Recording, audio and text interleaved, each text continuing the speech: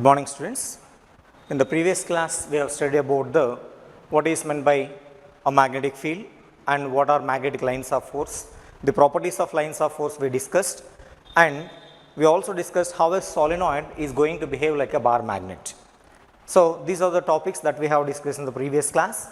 In today's class, we are going to discuss about the Gauss law in magnetism and Earth's magnetism or terrestrial magnetism.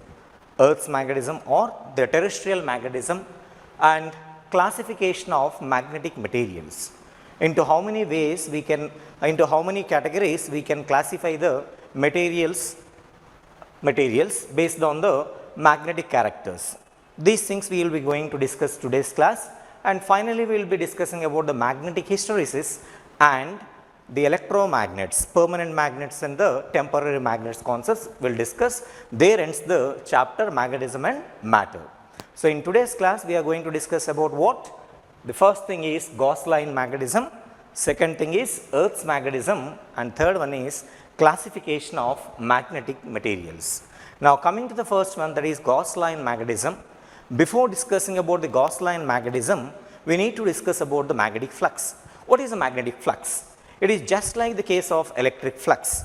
So to study that electric flux, we have taken the formula of electric flux phi is equal to E bar dot A bar or E bar dot S bar.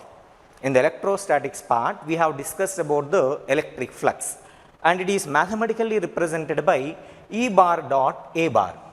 By analogy, I can say that magnetic flux phi is equal to, instead of electric field, I need to replace this E bar with B bar, and A stands for area vector. I will repeat as it is. So this is the formula for electric flux, therefore phi suffix E, and this is the formula for magnetic flux phi suffix B. Then mathematically we are saying this is electric flux, then this is the magnetic flux. But what is the theoretical meaning of magnetic flux or the electric flux? We will discuss now. The flux is nothing but the number of lines that are passing through the given cross-sectional area normally. What is flux in the sense? The number of lines that are passing through the given cross-sectional area normally is said to be the flux. Now coming to this first one, that is electric flux. Electric flux is nothing but what? The number of electric lines that are passing through the given cross-sectional area normally. In the similar way, we can define or we can state the magnetic flux as the number of magnetic lines that are passing through the given surface area normally. Now what is this A stands for? I told you A stands for area vector, and is area a vector or a scalar is the first question. Generally speaking, area is a scalar physical quantity, but here in some context we will be taking area as a vector physical quantity. In what context we are going to take area as a vector physical quantity? Suppose if this is a given surface area, or let me choose this is a given surface area. Now this length of this is equal to say some 15 centimeter and this is equal to some 30 centimeter. Then area of this plane is nothing but 15 into 30, which is equal to 450 centimeter square. That is the area which is a scalar. But if I want to assign away area vector, how I can assign it? Area vector is a vector whose magnitude is equal to magnitude of this given surface area, given surface, and its direction is always normal to this surface and directed outward like this along the direction of piece of chalk. If this is the plane surface, then for this area vector can be assigned like this. Area vector is a vector whose magnitude is equal to magnitude of the given surface, and its direction is like this. Its direction is directed outward, perpendicular to the plane and directed outward. If it is a plane surface, there is no problem, because for the given plane surface at every point the area vector is pointing the same direction. So there is no problem while you are discussing with the plane surfaces, because for plane surfaces area vector is nothing but the area, area vector is a vector whose magnitude is equal to area of the given surface and whose direction is normal to the surface of the plane and directed outward. But if it is a curved surface, then what happens? For example, there is a curved surface like this. There is a curved surface in this way. For this curved surface, what is the area vector? Now if I want to find the area vector for this one, it is a little bit difficult. Why? Because I can't assign a particular direction for area here. Then what I need to do is, this curved surface must be divided into infinitesimally small parts, or elemental surfaces I need to divide. On dividing it into elemental surfaces, what advantage we are going to get? If this is a curved surface, the first question I am putting is it possible to prepare a curved surface by means of plane surfaces? Is it possible to prepare a curved surface using plane surfaces? Is it possible or not? The answer is yes, it is possible to prepare a given curved surface with plane surfaces. How it is possible means, just divide this curved surface into small pieces. If I divide the curved surface like this, if this is a curved surface, and this curved surface, if it is divided into small pieces like this, each small elemental part or each elemental surface is nothing but a plane surface. Is it clear or not? So, or else if you will be seeing the constructions of the buildings with the dome shape, or masjid, if you see, if you go for a masjid, the masjid shape will be curved shape or dome shape will be there. How the dome shape is coming? With the help of bricks only, and those bricks are planar in shape, yes or no? That means any curved surface can be constructed by using the plane surfaces. So now if it is a curved surface, if I want to take area vector for this, I have to divide the given curved surface into small elemental parts. Now each elemental part is going to represent a plane surface. Once I got the plane surface, then finding out the area vector for that plane surface is not a difficult task. Let us consider this is having an elemental area dA. A stands for area, D stands for small elemental area. For this one, area vector is directed outward like this, and for this also directed outward like this. For example, for more clear way, let me choose, this is a curved surface, and if I choose a point here, the area vector will be like this. Now if I turn it like this, area vector will be like this. If I choose a point here, then area vector will be like this. If I choose a point here, area vector will be like this. Here area vector will be like this. Here area vector will be like this. Is it clear? Area vector means what finally? Area vector is a vector whose magnitude is equal to area of the given surface and whose direction is perpendicular to that surface and directed outward. Now here B bar dot A bar we are choosing. Sorry. Now we are going to discuss about this magnetic flux. Now for that, let me choose, there is a magnetic field like this. There is a magnetic field which I am representing like this. Now the first question is this magnetic field a uniform field? The field is it uniform or not? This magnetic field is not a uniform magnetic field. Why? Because the directions are changing as well as the strength will also change. Previously, while we are studying the magnetic lines of force properties, I told you that when the field lines are crowded, then the strength is more. When the field lines are sparse, then the strength of magnetic field will be less. So here, and if I here 2 points if I have chosen as x and y, the strength of magnetic field is more at x compared with the strength of magnetic field at y, because here the lines are sparse or rarefied, and here the lines are crowded. Therefore here strength is more and here the strength is less. And here direction, here and here the field directions will be, if you see here, the field here is in this direction and here it is like this. So directions is also changing. Therefore it is a non-uniform field. Now what I will do, I will choose a curved surface like this. Let me choose an arbitrary surface like this. Now the lines are passing through this arbitrary surface. Now question is, how many lines are passing through this cross section perpendicularly or normally is the question. Let me choose a small elemental part here. Now for this elemental part there will be an area vector, and whose direction is like this. This is the area vector for this one. This is surface area of this elemental part is dA. Now this is dA bar. Now between this area vector and this magnetic field there is some angle. That angle I will take it as theta. Is it clear or not? If you see here, this surface area vector or area vector is not parallel to magnetic field. They are having some angle between them. They are having some angle between them. So based on this, I want to find out the magnetic flux. If you see this formula, what I am saying here, either I have to resolve the area vector in the direction of magnetic field, or I have to resolve the magnetic field in the direction of area vector.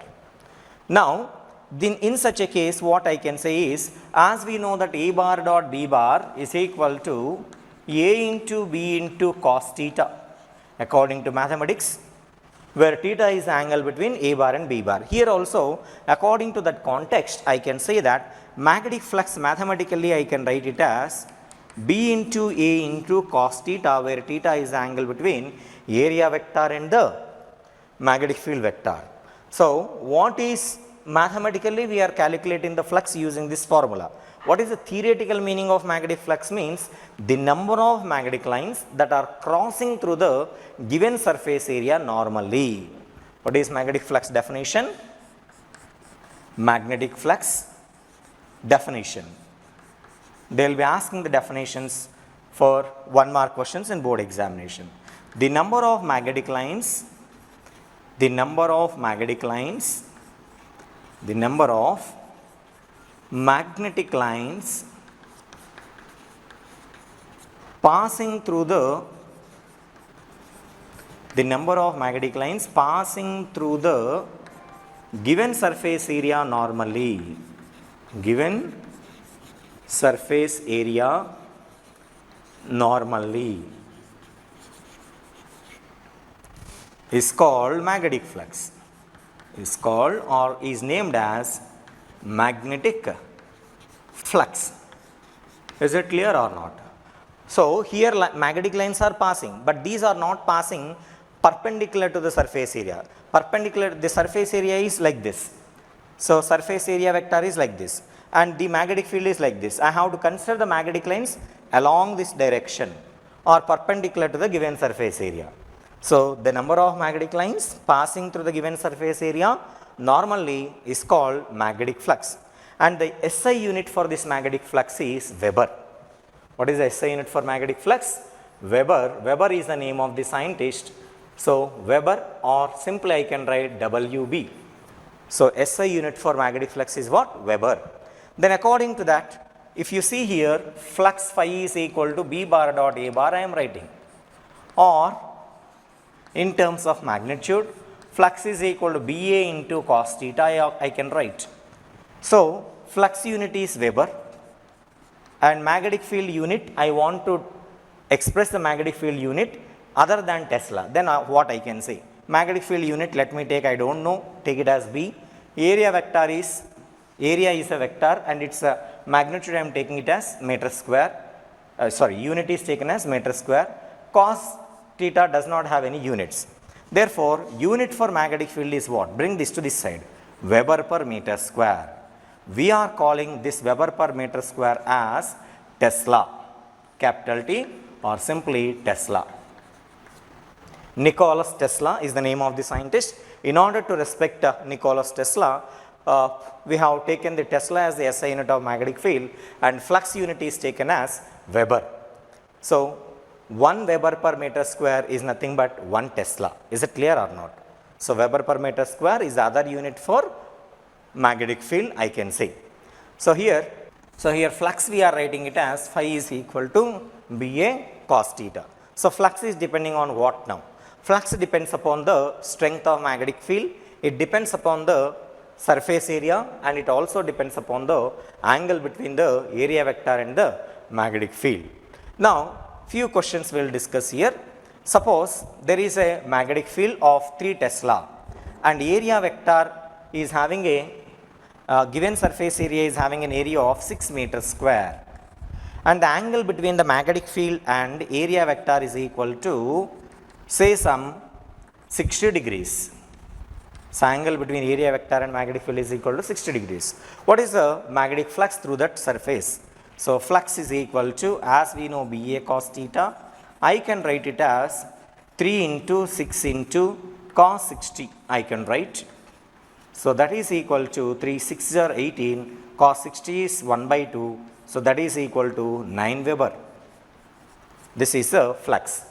Knowing the strength of magnetic field, knowing the magnitude of area, and knowing the angle between area vector and magnetic field, we are able to find out the magnetic flux.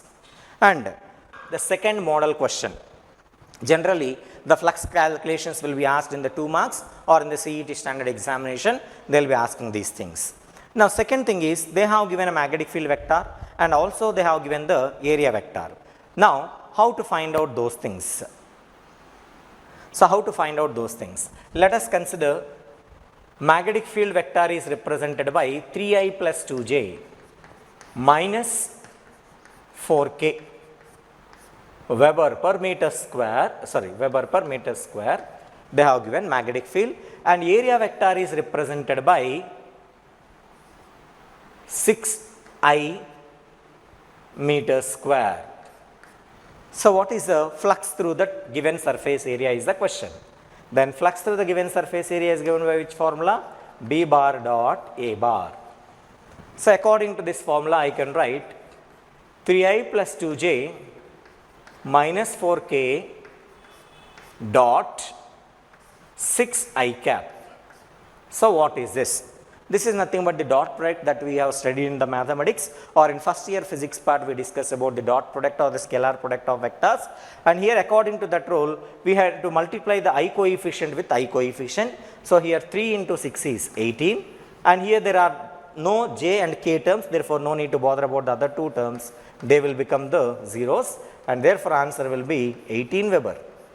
Is it clear or not? So either this model question or this model question will be asked in the CET standard examination or in the 2 mark question patterns. But for higher levels they will be asking the same question in a different manner. Suppose there is a magnetic field represented by a vector B bar is equal to 6I plus 2k, 6I plus 2k Tesla, and there is a plane surface area,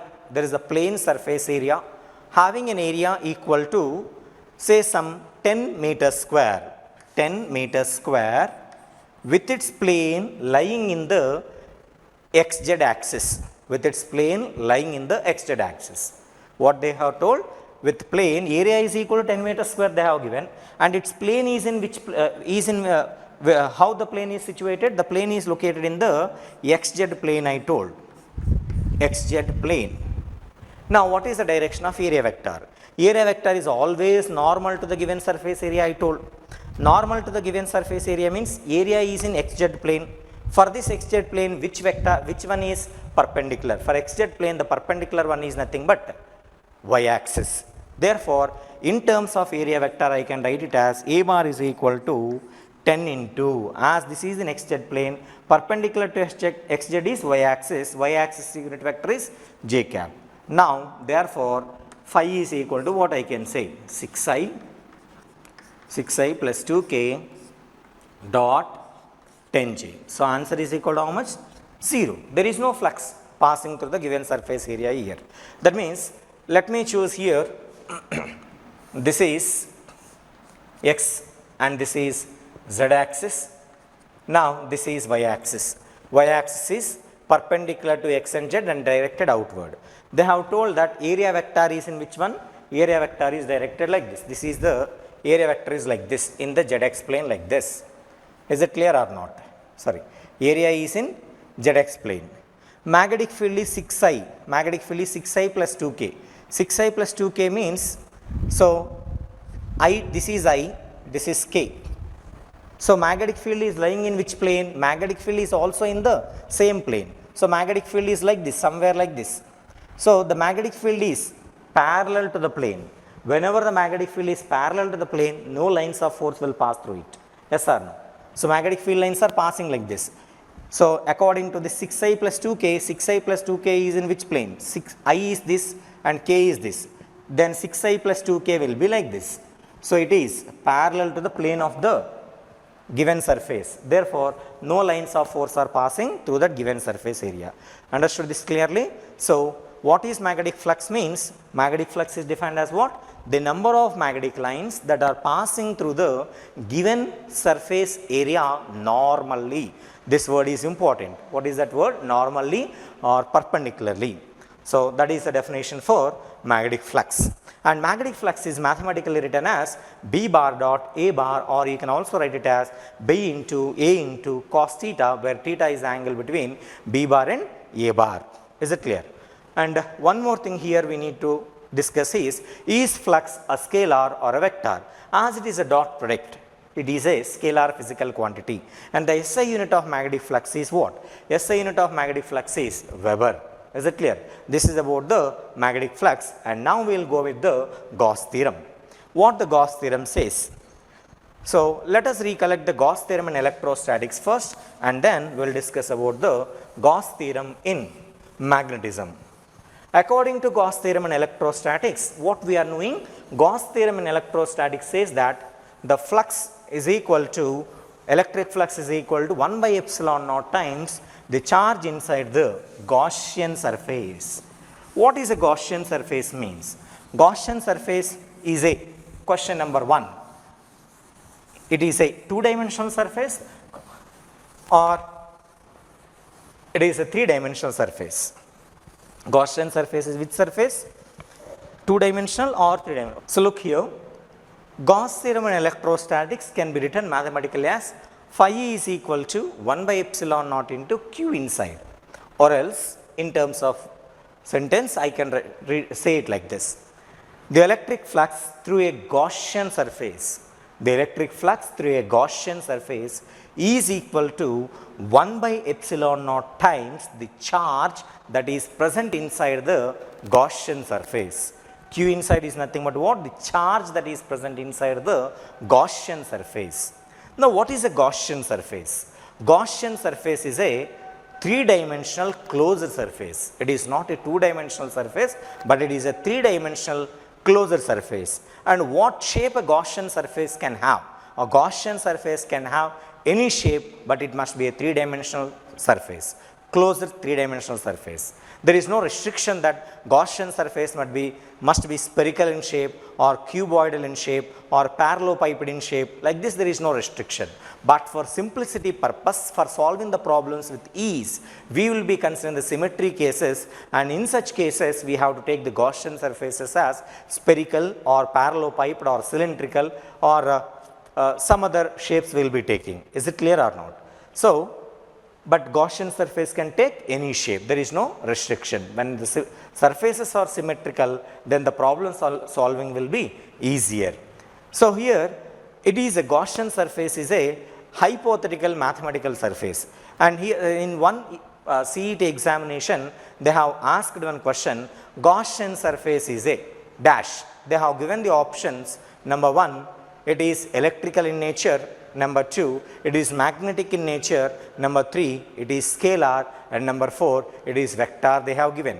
So what is the answer for this question? Gaussian surface is of which nature is the question given in the previous year CET exams. And the options they have mentioned are: the first one is electrical in nature, second one is magnetic in nature, third one is scalar, and fourth one is vector.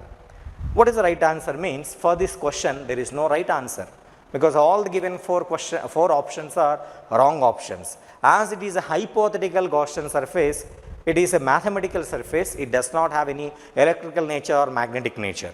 And second thing is, it is a 3-dimensional surface. For 3-dimensional surface we cannot keep a vector.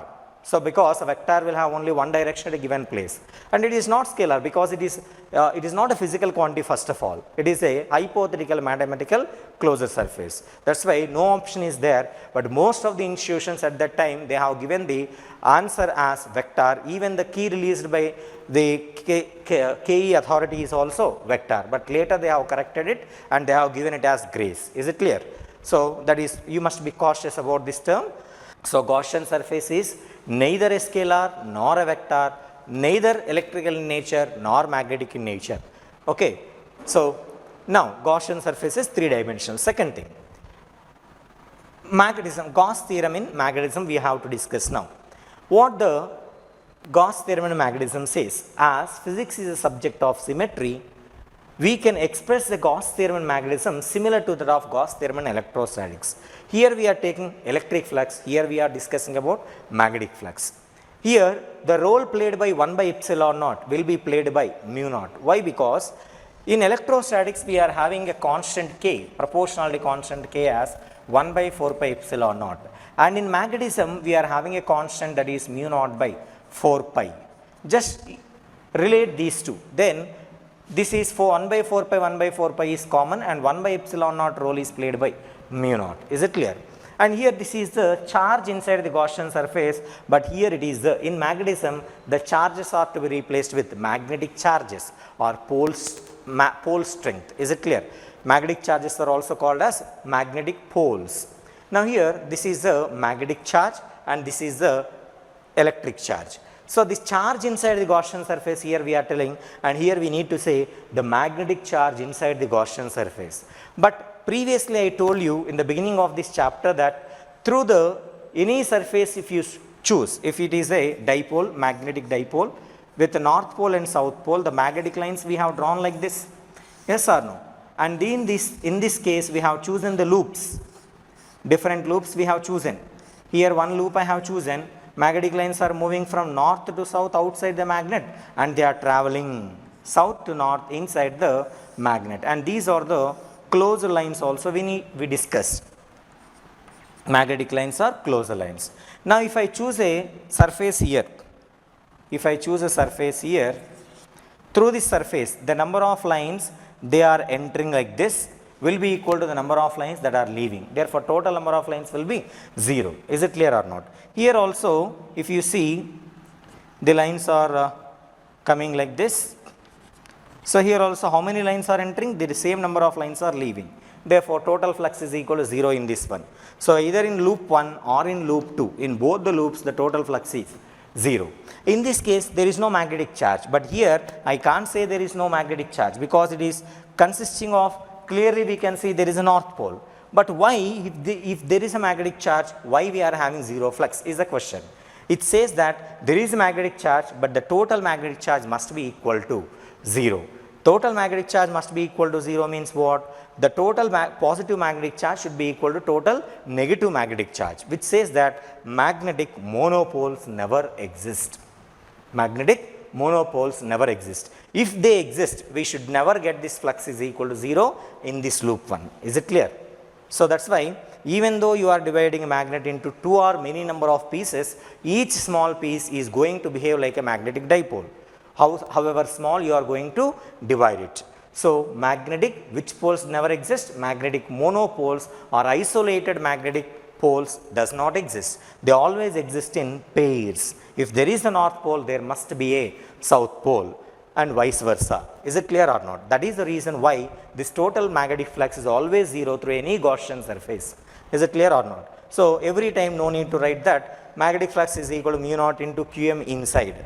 Okay, simply you can take this flux is equal to, magnetic flux is equal to 0. Or if I take a given surface like this, if I take a curved surface and these are the magnetic lines that are passing, and now I will choose a small elemental area here, let me take it as dA, whose area vector is like this, whose area vector is directed like this. Now there is a small angle between them. Now the small flux through this can be written as what? The small flux can be written as d phi is equal to b bar dot dA bar. Now if I want to calculate the total flux is equal to, phi total is equal to summation of d phi, that is equal to summation of b bar dot dA bar over the closed surface, If I take the closed surface, then what is going to happen means in a closed surface theta is going to be varied with respect to point on the given surface. Theta is varying from 0 to 180 degrees and the total flux is going to be add up to be 0. Understood this clearly? So therefore through any given curved surface the total magnetic flux is always 0. That's why simply I can say that the total magnetic flux through any closed surface is always equal to 0. This is the Gauss theorem in magnetism. This mu naught into Qm inside we may not be using at the lower standards, but in higher standard examinations like JEE advanced examination, they may put a question like this. Assume that there is a hypothetical monopole. Assume that there is a hypothetical monopole. Actually, there won't be monopole. You have to assume that there is a hypothetical monopole. Then what is the flux they will be asking? Is it 0 or non-zero, or depending upon the problem we have to solve it. So in such case, I can't say that phi b is equal to 0. You will be going to get some answer. Is it clear or not? So otherwise, simply generally speaking, the magnetic flux through any closed surface or through any Gaussian surface is always equal to what? 0. And this is the direct evidence that magnetic monopoles never exist, or magnet exists in dipoles only. Is it clear or not? This is about the Gauss theorem in magnetism.